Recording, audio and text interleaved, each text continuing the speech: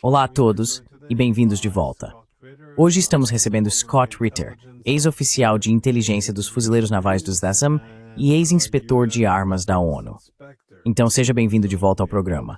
É bom tê-lo de volta. Obrigado por me receber. Então é isso. O Trump recentemente ameaçou a Rússia e deu um estranho ultimato de 50 dias, que a Rússia previsivelmente ignorou. E sim, isso incluiu o anúncio de envio contínuo de armas, o que aparentemente significa que Trump finalmente abandonou seu mandato de paz e tornou essa guerra sua. Mas toda essa ameaça contra a Rússia parece ter dois componentes. A Europa precisa comprar armas americanas para lutar contra a Rússia na Ucrânia. E o segundo é o esforço para desvincular a Rússia de seus parceiros, ameaçando com sanções secundárias de 100% qualquer um que negocie com a Rússia. Eu queria saber como você está interpretando esse novo plano do Trump. Para ser honesto, não tenho certeza de qual é o objetivo, mas como você está vendo tudo isso?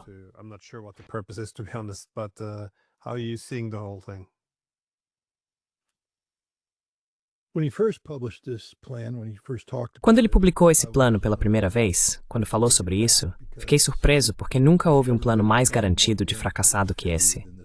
Ele não tem base, não tem chance, não é sustentável. E não é algo que sirva, por exemplo, como uma fundação sobre a qual você possa construir depois. Vai fracassar desde o início. Está fracassando desde o início. Vamos começar pelas entregas de armas. Que armas estão sendo entregues? Quero dizer, o presidente falou sobre 17 baterias Patriot, um complemento completo, segundo o presidente. Eu não acho que existam 17 baterias. Não acho que existam 5 baterias. Eu ficaria surpreso se você conseguisse encontrar 2 baterias para serem enviadas agora.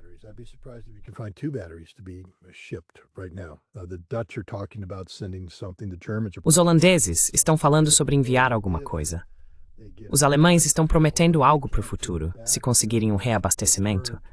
Mas eles não conseguem esse reabastecimento, a menos que, por exemplo, você desvie pedidos suíços de Patriot. Mas, os pedidos suíços de Patriot só estavam programados para entrega em 2026 ou 2027. Então, se os alemães vão esperar pelo pedido atrasado ser entregue, isso significa que os ucranianos só vão receber uma bateria Patriot em 2026 ou 2027. Da última vez que verifiquei, estamos em julho de 2025. E talvez eu seja só um fuzileiro naval burro e matemática não seja meu forte. Mas posso dizer logo de cara que julho de 2025 está bem longe de 2026. E também posso dizer que na noite passada, os russos lançaram 450 drones contra a Ucrânia.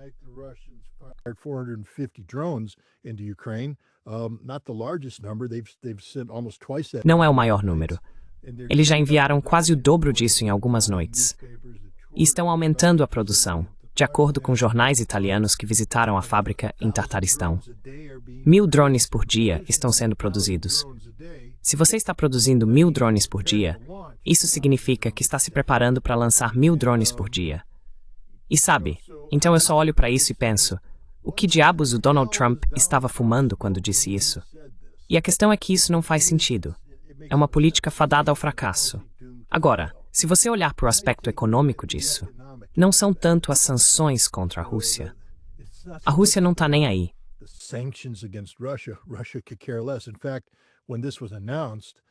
Na verdade, quando isso foi anunciado, o mercado de ações russo aparentemente aumentou em valor em 2,7%, porque os russos prosperam sob sanções. E aí está. Mas isso promete sanções secundárias contra a China, Índia, Brasil e outras nações que estão consumindo petróleo russo, sob a premissa de que, se você conseguir impedi-los de comprar petróleo russo, os russos não terão dinheiro para continuar financiando sua guerra, etc. Bem, a China já se comprometeu a dobrar a aposta na Rússia, ou seja, a China sabe muito bem que o que está acontecendo na Ucrânia, se não fosse pela graça de Deus, acontecerá com Taiwan se eles não pararem isso agora na Ucrânia. Portanto, esse conflito é um conflito chinês.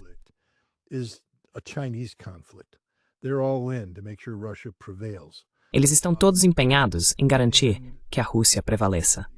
E para te dar uma ideia de onde a China vai se posicionar, se formos burros o suficiente para impor essas sanções à China, a Europa aprovou seu 18º pacote de sanções.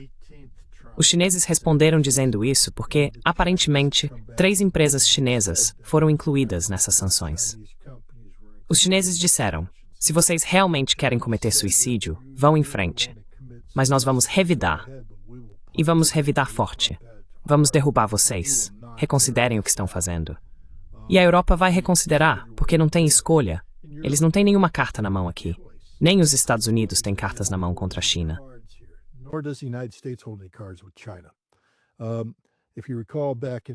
Se você se lembra, em abril, o presidente impôs sanções à China. Não consigo lembrar o número, a porcentagem, não importa porque isso não aconteceu. Ele teve que recuar imediatamente e estender as sanções por 90 dias. Agora acho que estão estendidas até agosto. Elas nunca aconteceram. Os chineses responderam cortando todas as entregas de minerais, de terras raras e materiais magnéticos para os Estados Unidos, destruindo a base da indústria automobilística americana. Porque não se pode produzir um carro sem acesso a esses minerais. Não temos nenhuma fonte alternativa. O acordo de minerais de terras raras com a Ucrânia está só no papel. Não é real.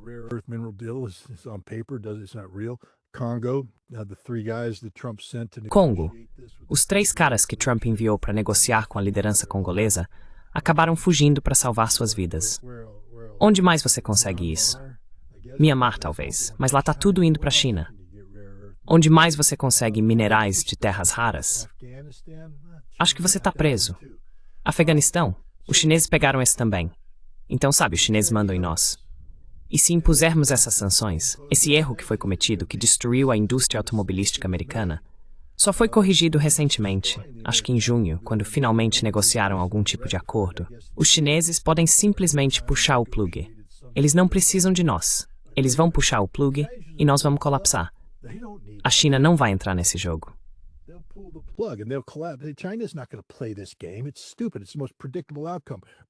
É uma estupidez. É o resultado mais previsível. O Brasil já disse: se vocês não querem negociar conosco, nós também não queremos negociar com vocês. Portanto, não importa o que vocês façam, nós simplesmente vamos cortar relações. E a Índia, em algum momento, a Índia vai ter que sair de cima do muro. E eu não acredito que a Índia vá sacrificar sua soberania pela insanidade e imprevisibilidade do governo Trump, sendo que ela faz parte dos BRICS, da Organização de Cooperação de Xangai do G20. E sabe, esse é o rumo do futuro econômico deles. Então, pessoalmente, não acredito que essas sanções serão implementadas. Acho que isso é só uma jogada.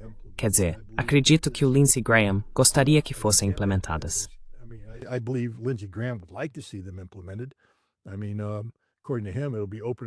Quero dizer, de acordo com ele, isso seria como abrir uma lata de porrada no Putin. Ele assistiu exemplos demais de O Rei da Água. Mas o Lindsey Graham é tão irrelevante, tão fora do jogo, tão insignificante. Ele só serve para dar cobertura política, sabe? Porque agora é o Senado que está pedindo essas sanções. O Trump concordou com isso, mas já se passaram 50 dias. Então, o que o Trump está esperando? Porque eu não acredito que essas entregas de armas terão qualquer impacto, e as sanções também não terão impacto. Acho que a chave para isso está no artigo mais recente do Substack do Seymour Hersh, onde ele diz que o governo Trump está ativamente tentando tirar Volodymyr Zelensky do poder.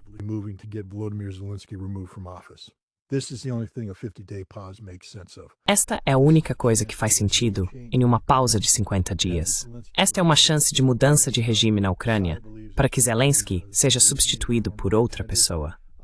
Tsai acredita que será Zaluzhny, o ex-comandante. Eu não acho que Zaluzhny seja um candidato qualificado. Não acho que, se ele for escolhido, será um candidato muito temporário, porque os russos não aceitarão. Este é um homem que tirou uma selfie com a fotografia de Stepan Bandera ao fundo, posando ao lado de um nazista do Azov. Então, sabe, não. Acho que a direção para a qual estamos indo agora é a eliminação do governo Zelensky e a implementação de eleições na Ucrânia que serão direcionadas para produzir um governo simpático às exigências russas.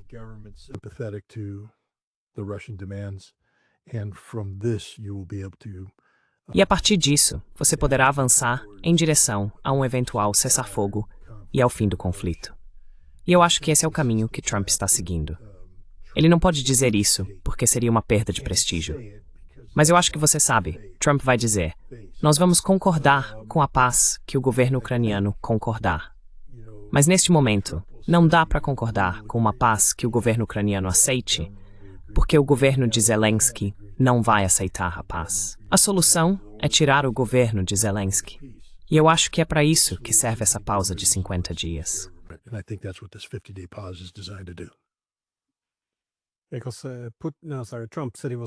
Porque Trump disse que estava decepcionado com Putin porque ele não queria fazer um acordo. Mas não está claro a que acordo ele está se referindo, pois no início de seu governo, ele aparentemente reconheceu que a paz exigiria a restauração da neutralidade na Ucrânia e também algumas concessões territoriais, como os russos diriam, para levar em conta as mudanças na realidade em campo. Mas Trump se referiu a um cessar-fogo. Ele está basicamente propondo o mesmo acordo que Starmer, Macron ou Scholz.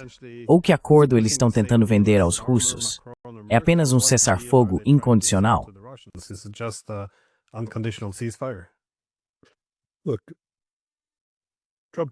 Olha, o Trump não sabe que acordo ele quer porque ele não entende nada sobre a Ucrânia.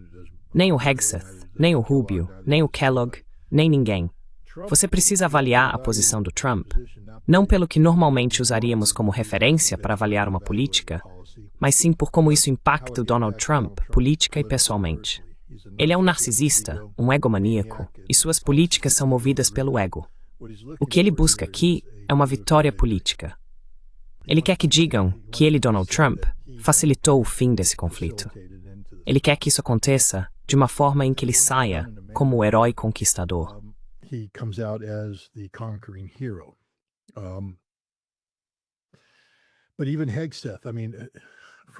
Mas até mesmo Hegseth, quero dizer, desde o início, e acredito que você e eu já tivemos essa conversa antes, concessões territoriais sendo feitas em nome da Rússia. Bem, espere um minuto. Não há concessão a ser feita para a Rússia. A Rússia já possui o território em questão. Quem são os Estados Unidos para conceder qualquer coisa à Rússia? A Rússia tomou esse território à força e continuará tomando à força. A Rússia não está buscando concessões. A Rússia possui esse território. Ele pertence à Rússia, e a Rússia vai matar todo ucraniano que decidir permanecer nesse território. E os Estados Unidos e a Europa não podem impedir isso. É isso que Pete Hegseth não entende.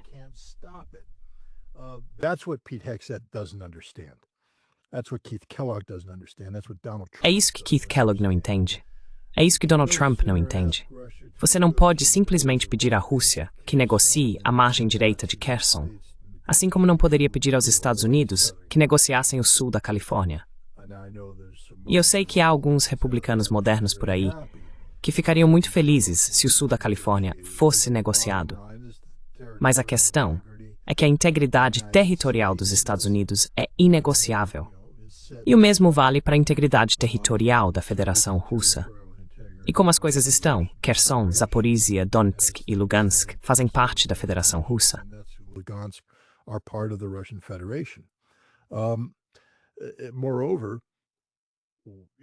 Além disso, Hegseth precisa entender que foram os Estados Unidos que começaram esta guerra, não a Rússia. Na verdade, foi o primeiro mandato do governo Trump que criou as condições para o conflito atual, além dos esforços do governo Trump para armar o exército ucraniano. Se você se lembra, em 2015, começamos a treinar soldados ucranianos em bases no oeste da Ucrânia.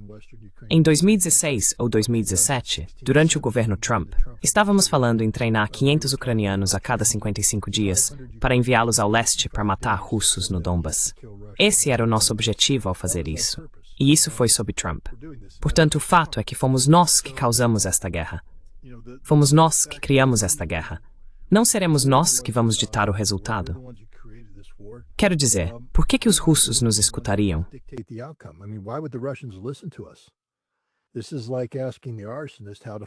Isso é como perguntar ao incendiário como combater o fogo que ele mesmo iniciou. O incendiário vai para a cadeia. A América é o incendiário. Somos um incendiário geopolítico e colocamos fogo na Ucrânia, e os russos são os bombeiros, e eles vão apagar o fogo nos termos deles. E eles querem apagar o fogo de uma forma que ele não volte a se acender ou reiniciar. Isso significa que eles precisam abordar a causa raiz desse conflito. Essas são questões que os Estados Unidos não querem abordar, nem somos capazes de abordar, porque, francamente, não compreendemos. Não há muitas pessoas em Washington, D.C. que possam falar de forma eficaz, precisa e responsável sobre as complexidades da questão ucraniana. Para fazer isso, é preciso entender a história corretamente, etc.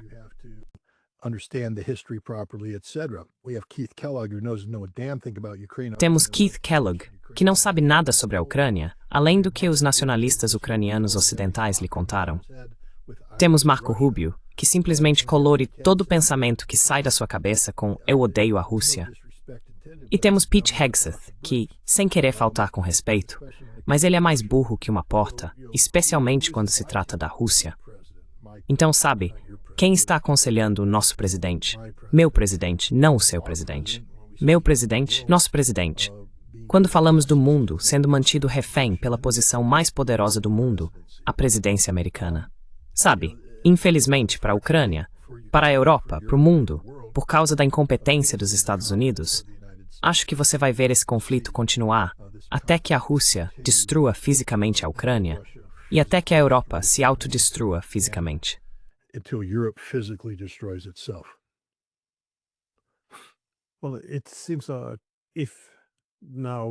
Bem, parece que agora vemos os russos vencendo. E se estamos vendo isso, significa que, dado que a Rússia vê isso como uma ameaça existencial, eles não vão conseguir fazer concessões em questões fundamentais.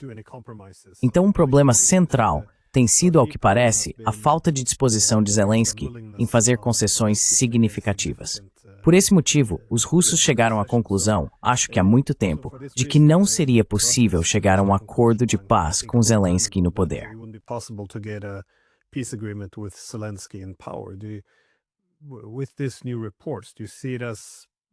Com esses novos relatórios, você vê isso como os Estados Unidos, ou pelo menos o governo Trump, chegando à mesma conclusão de que simplesmente não é possível com Zelensky. Ou a ideia de substituir Zelensky está mais relacionada ao fato de ele estar perdendo muito apoio entre seu próprio povo, não apenas do público, mas também com algumas fissuras surgindo entre as elites políticas. Em outras palavras, essa mudança de regime, remover Zelensky, tem como objetivo buscar a paz ou apenas renovar ou restaurar alguma parte do governo ucraniano.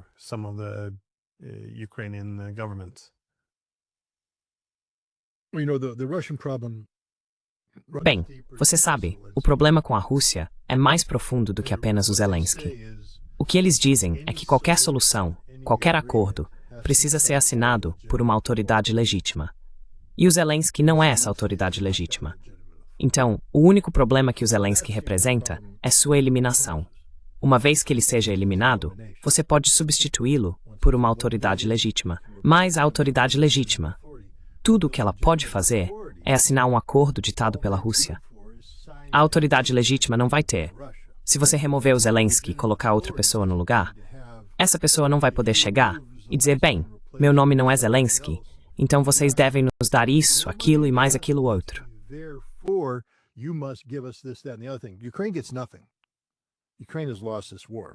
A Ucrânia não ganha nada. A Ucrânia perdeu esta guerra. A Europa não ganha nada. Não haverá concessões. Remover Zelensky abre caminho para a criação de um governo capaz de aceitar legalmente os termos de rendição ditados pela Rússia. É isso. E por essa razão não dou muita atenção ao desmoronamento da governança da Ucrânia, do ponto de vista de, isso mostra dissidência, pessoas se libertando, querendo isso, querendo paz. Ninguém no governo ucraniano quer paz. Eles querem a continuação da corrupção, que lhes permitiu comprar carros esportivos, mansões, etc., e transferir recursos para o exterior.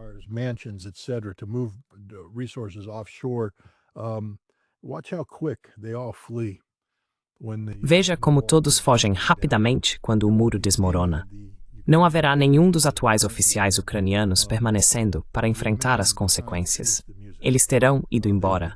E é essa resistência que você está vendo por causa do Zelensky agora. A elite ucraniana, tanto política quanto econômica, está dizendo que ele está lhes custando o acesso àquilo que os enriqueceu, ou seja, os recursos do Ocidente que entram no país. E é por isso que eles não gostam do Zelensky. Não por causa de postura, ou qualquer outra cor. É uma análise puramente base em resultados.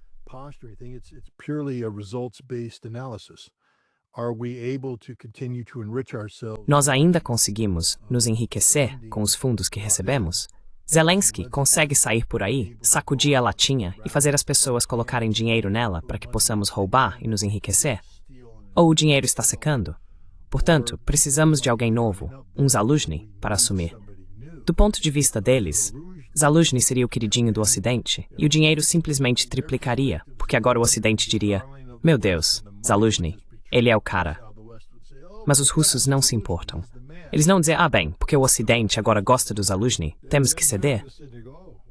Os russos vão simplesmente continuar a guerra até que Zaluzhny também saia.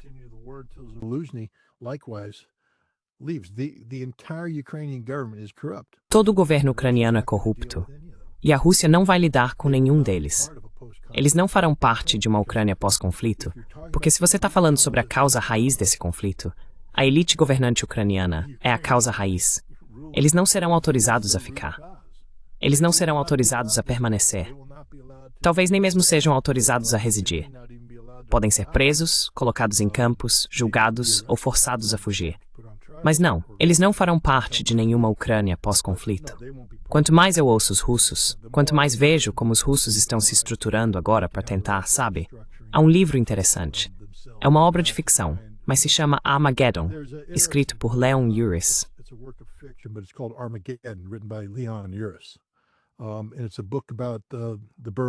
E é um livro sobre a crise de Berlim no final da Segunda Guerra Mundial.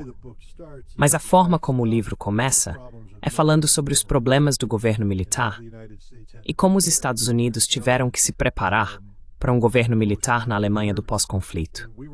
Estávamos nos preparando para um governo militar no meio da guerra. E eu acho que os russos estão nesse estágio agora.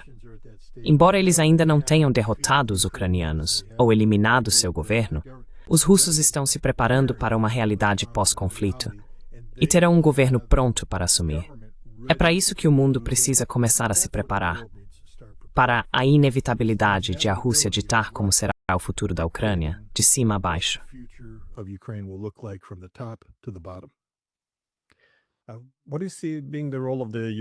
Como você vê o papel dos europeus em tudo isso? Porque, novamente, parte do acordo de Trump era que os Estados Unidos venderiam armas para os europeus, e então os europeus poderiam doar essas armas para a Ucrânia lutar contra a Rússia. Mas os europeus parecem um tanto divididos.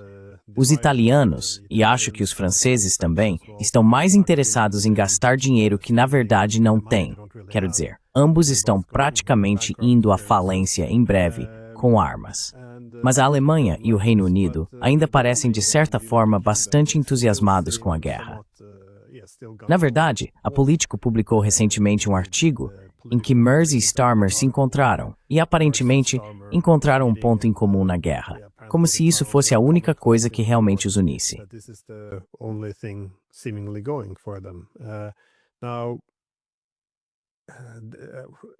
Agora, os britânicos não são exatamente uma surpresa.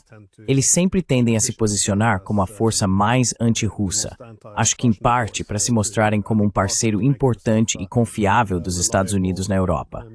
Mas, para os alemães, isso é algo muito diferente do que vimos há apenas alguns anos. Você acha que eles iriam além se agora vissem a Ucrânia começando a colapsar? Eles gastariam dinheiro que não tem nessas armas que os Estados Unidos não possuem, ou realmente entrariam na guerra?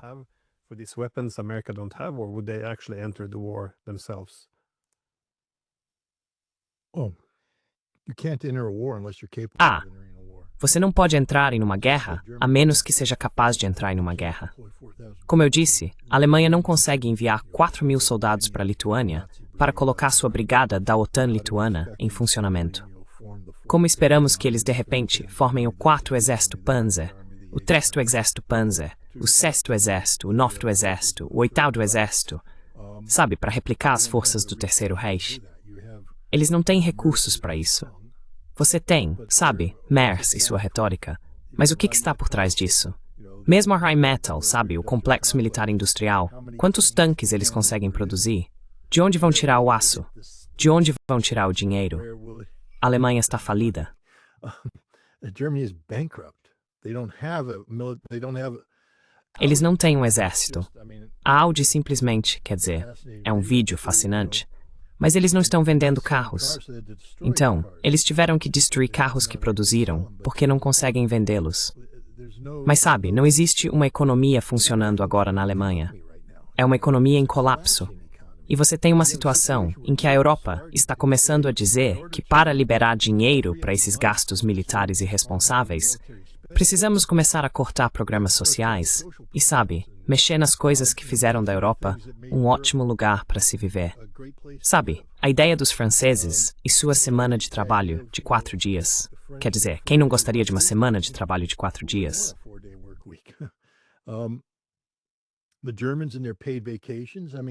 Os alemães e suas férias remuneradas, quero dizer, eles eram a inveja do mundo. Agora isso está acabando. O sistema de saúde está acabando. Educação, tudo está indo embora. A Europa está colapsando para um status de terceiro mundo por causa da insanidade desses belicistas que estão tentando reescrever a história. Quero dizer, se eu ouvir o Merz mais uma vez dizer não vamos cometer o mesmo erro. Bem, que erro você cometeu, Merz? Porque ele está falando, desta vez vamos fazer certo. Fazer o que é certo? Invadir a Rússia do jeito certo? Você não vai cometer o mesmo erro. Isso significa que você quer fazer algo que já fez, e a implicação é que você basicamente quer repetir o que aconteceu na Segunda Guerra Mundial.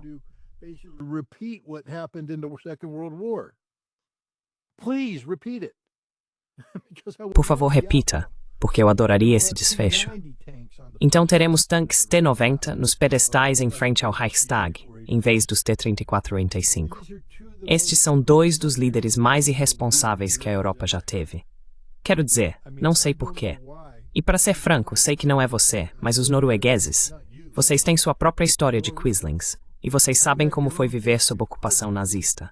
Vocês entendem a irresponsabilidade daqueles noruegueses que se aliaram à Alemanha nazista e lutaram ao lado dela. E espero que a sua sociedade continue a odiá-los e desprezá-los. Não consigo imaginar ninguém na Noruega dizendo sentimos saudades dos velhos tempos do Quisling. E, no entanto, é isso que está acontecendo na Alemanha agora.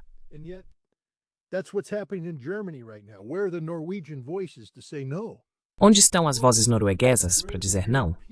Não. Onde estão as vozes europeias? Onde estão as vozes holandesas?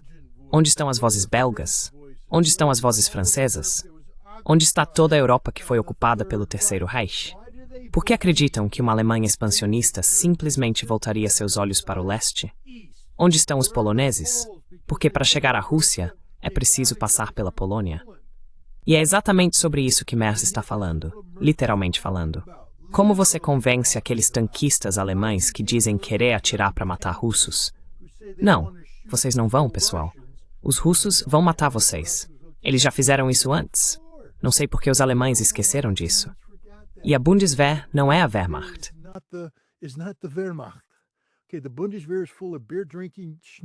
A Bundeswehr está cheia de homens gordos que bebem cerveja e comem schnitzel, que não sabem lutar e nunca fizeram um dia de exercício na vida. Se eles fossem para a guerra contra os assassinos endurecidos que atualmente compõem o exército russo, seriam massacrados em uma semana. Isso é fantasia. Isso me irrita, porque não consigo acreditar que estamos aqui, nesta época, vendo isso acontecer de novo. Vendo os alemães tentarem se tornar o Quarto Reich. E ninguém diz nada. O silêncio do mundo enquanto isso acontece, exceto os russos. Mas aparentemente, os russos não podem dizer nada porque são maus e ruins.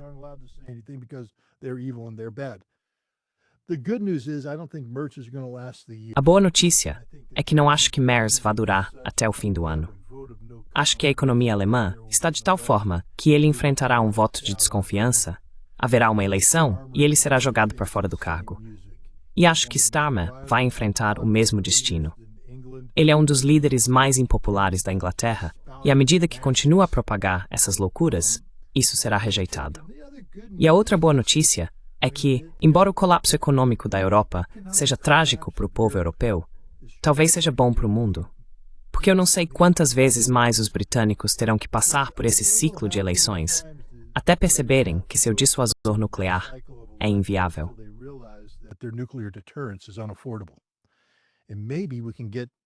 the British nuclear. E talvez possamos resolver a questão do dissuasor nuclear britânico, onde eles simplesmente se autodissolvem porque não conseguem bancar seus novos submarinos e seus mísseis Trident e tudo isso. E olhe para os franceses com seu colapso econômico. Não seria bom se os franceses também chegassem à conclusão de que não podem bancar esses submarinos? E agora começamos a considerar o potencial para uma verdadeira não proliferação nuclear. Porque se você elimina os dissuasores nucleares independentes da França e da Grã-Bretanha, e o único motivo pelo qual estou mencionando isso é porque eles acabaram de fazer a Declaração de Northwood, onde França e Inglaterra se uniram, e disseram, não, nosso guarda-chuva nuclear vai cobrir toda a Europa. Our nuclear umbrella is going to cover all of Europe. No, it shouldn't cover Europe because you're not. Não deveria cobrir a Europa, porque vocês não são responsáveis o suficiente.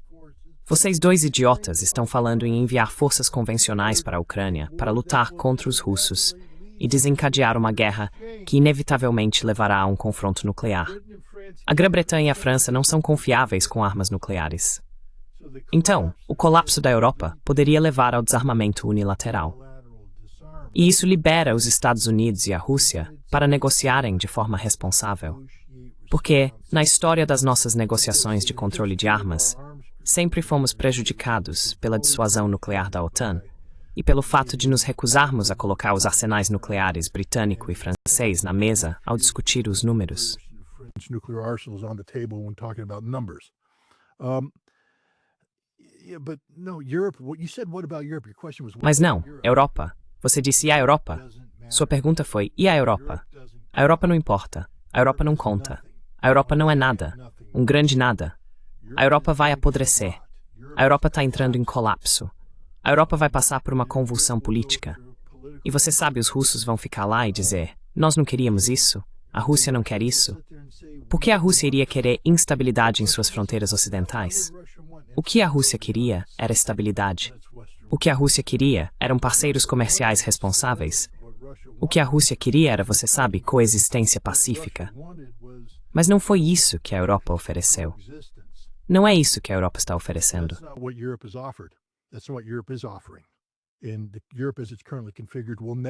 E a Europa, da forma como está configurada atualmente, nunca vai oferecer isso. Porque a Europa, do jeito que está hoje, só consegue sobreviver criando o espectro de uma ameaça russa que não existe. Acabamos de ver o recém-nomeado comandante das forças europeias, General Christopher Donahue, em uma conferência sobre guerra terrestre em Wiesbaden, falando sobre a rapidez com que as forças da OTAN poderiam tomar Kaliningrado. As forças da OTAN não vão avançar nem 1 quilômetro em Kaliningrado antes que armas nucleares sejam acionadas por toda a OTAN. O que ele parece não entender é que Kaliningrado não existe isoladamente. Ela está integrada às defesas da Federação Russa.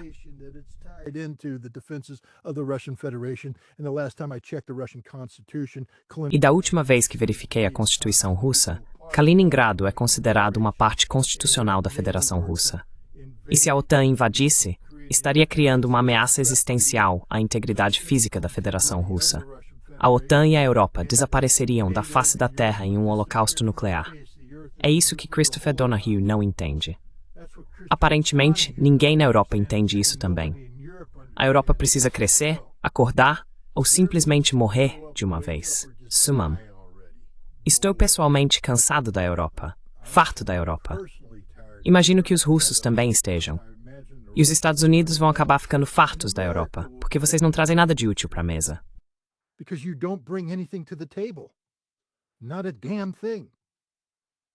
Absolutamente nada. Você não traz uma economia funcional. Você não traz orgulho nacional. Meu Deus, os alemães! Estamos aqui falando sobre os alemães como se o Quarto Reich estivesse a caminho. E eles ainda assim não têm coragem de nos encarar e dizer que vergonha de vocês. Quero dizer, não sei se você viu a conversa do Tucker Carlson com o Bild. Os alemães deveriam, mais uma vez, simplesmente se render e desaparecer. Eles são uma vergonha. A total falta de... Eles fazem pose de duros contra a Rússia.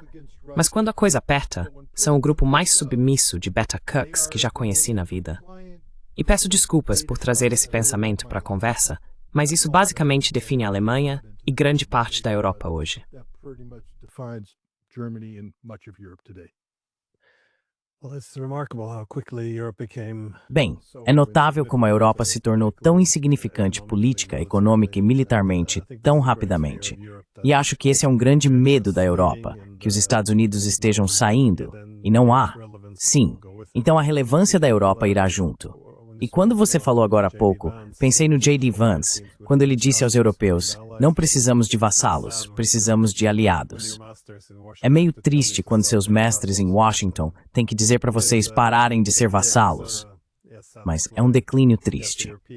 Minha principal preocupação é que durante todo esse tempo, nos últimos anos, já era possível ver que a divisão militar da Europa levaria à irrelevância, que isso levaria ao declínio econômico.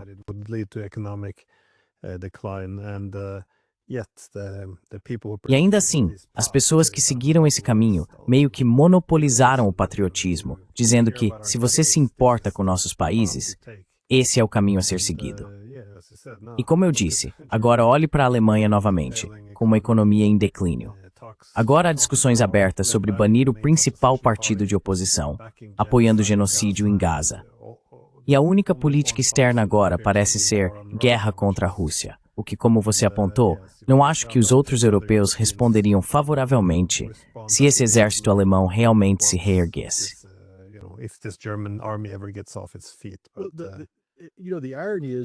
Sabe, a ironia é que se você voltar e olhar para a Alemanha dos anos 1930, durante a República de Weimar e na transição, eles conseguiam colocar homens alemães fortes no campo para fazer ginástica, e você olhava para eles e pensava, isso sim é material militar. Aqueles rapazes são em forma. Quantos alemães hoje em dia colocam a bandeira do seu país no ombro com orgulho? Quantos alemães andam por aí dizendo, eu sou alemão? Aquela bandeira é meu símbolo nacional. Eu morreria por essa bandeira. Ou será que os alemães compraram essa decadência europeia, em que fazem parte de uma continuidade europeia maior e têm vergonha de se definirem como alemães? E eu acho que esse é um problema de grande parte da Europa hoje. Eles compraram essa ideia de União Europeia, que não representa nada, e esqueceram quem são.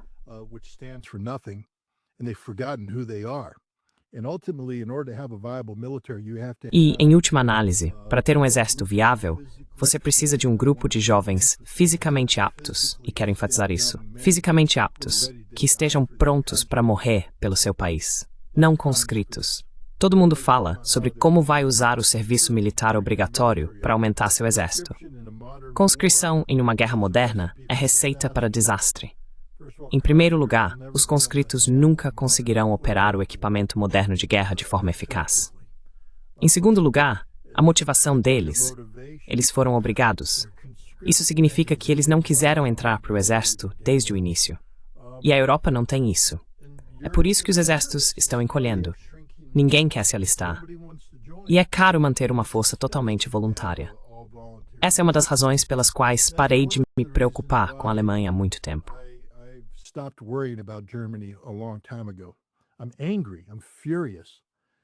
Estou com raiva. Estou furioso. Mas não tenho medo de a Alemanha mobilizar uma nova Wehrmacht, porque não acho que a Alemanha tenha homens suficientes. Eles mal conseguem oferecer incentivos financeiros suficientes para atrair pessoas para se voluntariarem para servir na Brigada Lituana. Porque, constitucionalmente, a Alemanha não pode enviar forças de conscritos para fora do país contra a vontade deles. Então não é como nos Estados Unidos, onde você entra para o exército e eles dizem, bem, vamos te mandar para o Afeganistão. Você não pode fazer isso. Na Alemanha, é preciso se voluntariar. E eles mal conseguem recrutar o suficiente. Na verdade, ainda nem conseguiram o número necessário para essa brigada lituana.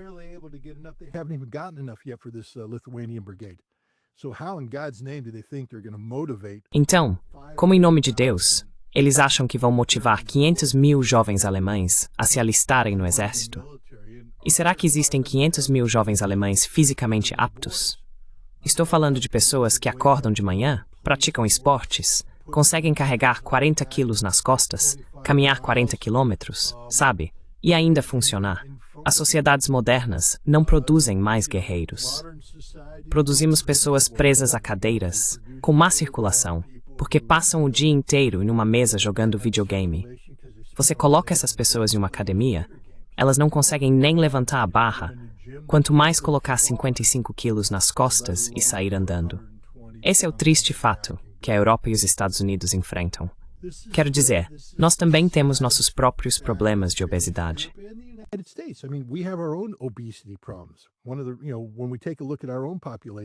Quando olhamos para nossa própria população, vemos que ela não é capaz de produzir guerreiros em número suficiente no momento.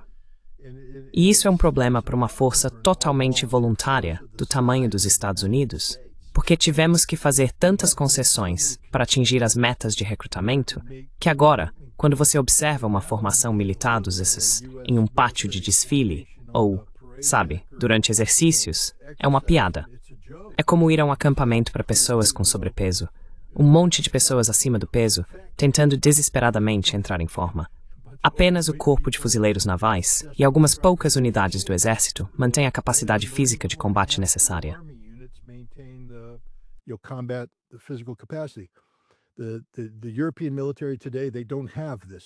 Os militares europeus hoje não têm esse preparo físico, essa capacidade.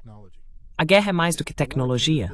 No fim das contas, a guerra, e vemos isso na Ucrânia, se resume a homens endurecidos no campo de batalha, dispostos a comer lama, a respirar pólvora e enfiar uma baioneta na garganta do inimigo. E a menos que você consiga atuar nesse ambiente, vai perder a próxima guerra. E a Europa, neste momento, eles não conseguem. Coletivamente, as forças armadas europeias não estão preparadas para travar um conflito de alta intensidade como o que está sendo lutado hoje na Ucrânia.